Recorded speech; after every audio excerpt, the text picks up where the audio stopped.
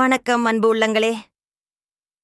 ஜவ்வாது மலை மக்களின் அன்பும் ஆதரவுடன் செயல்பட்டு வரும் மென்மை அறக்கட்டளை சார்பாக இன்று மீண்டும் ஆயிரக்கணக்கான பசியான வயதான மக்களுக்கு அன்னதானம் வழங்கப்பட்டு வருகிறது.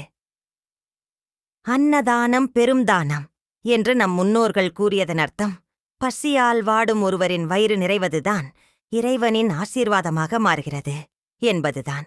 ஒரு கை உணவு கொடுக்கும் பொழுது இன்னொரு கை இறைவனின் அருளை பெறுகிறது.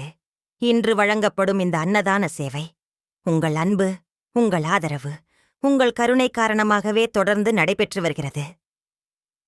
இந்த மலை கிராமங்களில் வாழும் பல வயதான அப்பாக்கள், அம்மாக்கள் தினமும் இந்த உணவை எதிர்பார்த்து காத்திருக்கிறார்கள். அவர்களின் புன்னகை, அவர்களின் நன்றி சொல்லும் கண்கள், அதுவே எங்களுக்கான மிகப்பெரிய ஆசீர்வாதம்.